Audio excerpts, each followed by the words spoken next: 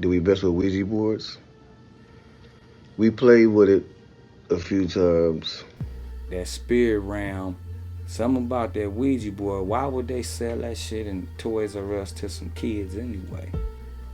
If it's supposed to be all devilish. We played the Ouija board and we wrote a song about it. So we wrote a song about pretty much everything that we did. The Bone Thug Ouija Curse. Warning. This video is not for kids or for anybody that might have nightmares after watching this. October, the month of Halloween, where things start to get spooky. I got the perfect story to kick the season off just for you. Did you know the legendary rap group Bone Thugs and Harmony had several bad experiences with the Ouija board, and the lore of it all will follow them through the beginning stages of their career? Check it out. Long before the commercial success, Grammy Awards, and the legendary status, Bone Thug members as teens used the board game hoping to get an answer about making it in the music business, mainly because at that time, their main goal was to be successful in music, but what happened after that would make all of them realize this was more than just a game. The Bone Thug Ouija Curse. In the beginning, Bone Thugs and Harmony in the local area of Cleveland, Ohio were known as Bone Enterprise, and they were already known for having dark undertones in their lyrics and did things like write rhymes in the graveyard, but would have family and friends distance themselves when it was revealed that they were using the Ouija board. Crazy Bone says when he was 16, Lazy showed up to his house with Busy Bone, saying that they needed to talk to him in his room. So when they went in, they told him they were gonna make it, meaning they would eventually be successful in the music business. And when Cray asked what they were talking about, they said that they asked the Ouija, and Cray responded with, What the fuck is the Ouija board? that's when Lazy says somebody gave it to him and showed him how to play it. So they told Cray that we're gonna bring it over later so he could try it. And he said okay, but he realized it could be something he probably shouldn't be messing with. But curiosity got the best of him. Later when they returned with the board, they went back into Crazy's room, which also happens to be the attic. They all sat down on Cray's bed and started to play the game. When Lazy started to ask questions, Cray was looking around the room to see who he was talking to.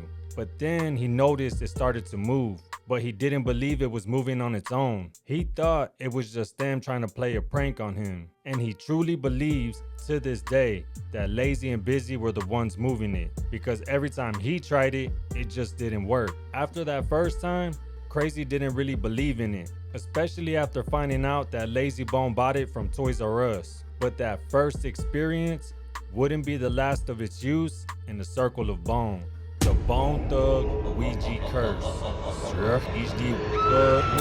Sometime later, they play it again, but this time at Lazy Bone's house with Crazy, Busy, and several other kids from school that were over that day. They all sat down surrounding the board game that was laid out on Lay's bed, which happened to be the bottom bed of a bunk bed. Lazy asked the board a question about which one of his family members were gonna die first, and the board responded with the answer that he didn't like. So in a rage of anger, he flipped the board off the bed, which made everybody quickly get off the bed.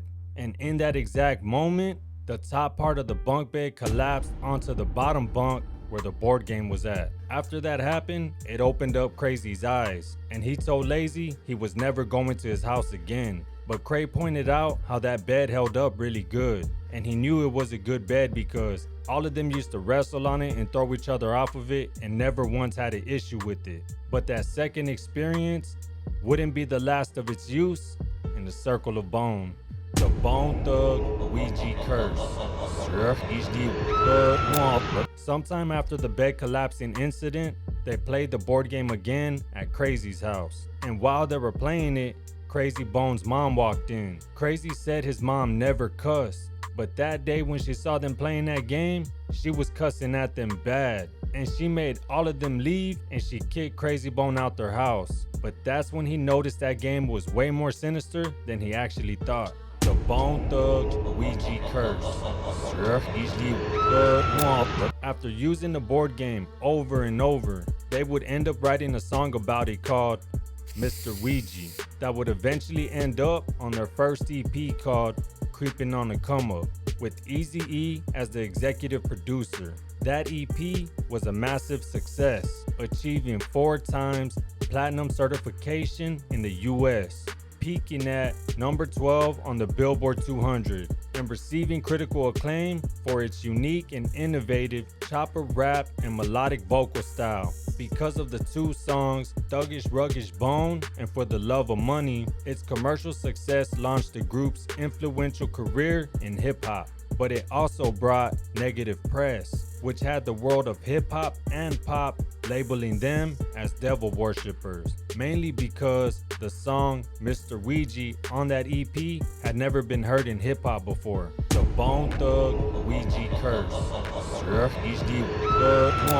As they were working on their follow-up album, Eazy-E told them that they needed to do that song again because he liked it. So they put together Mr. Ouija Part 2, which ended up going on their album E1999 Eternal, released in 1995, and was incredibly successful, becoming the group's best-selling album, with over 6 million copies sold in the US and 10 million worldwide. It topped the US Billboard 200 chart for 2 weeks and featured the Grammy-winning single Crossroads. That song and album was dedicated to Eazy-E since he had just recently passed away 4 months prior to the album release due to complications of AIDS. A ghostly image of him can be seen at the window on the 4th floor to the album cover art. The album achieved quadruple platinum status in the US and was considered a highly influential work in hip-hop. But even with major success of that album, Bone Thugs just couldn't escape the devil-worshipping label. But this time, it was on a whole other level of criticism. Not only did the album E1999 Eternal have a Mr. Ouija Part 2, along with multiple mentions of Ouija on almost every song, but this time, the group's association with the board goes beyond lyrics. The album's artwork displayed occult imagery all through it. For instance, the liner notes for E1999 Eternal included a Ouija-inspired riddle with the words Mr. Ouija and Mystic Oracle, further establishing that the group had a dark side. To Bone Thugs' defense, they've stated that their heavy use of the Ouija board theme was a promotional gimmick, partly influenced by the record label. The label aimed for a more enigmatic vibe, and the board was used as a promotional tactic, but throughout each follow-up album, they pushed away from it and eventually stopped using it as a theme in their music. The Bone Thug Ouija Curse. From the first time they used the Ouija to after their success in the music game, they had a lot of hard times. From many different loved ones passing away to dealing with different addictions, from the group being off and on throughout the years to come. Some will blame the stress of life and the stress of the music business, but most believe it was a curse caused by the Ouija board. The Bone Thug Ouija Curse.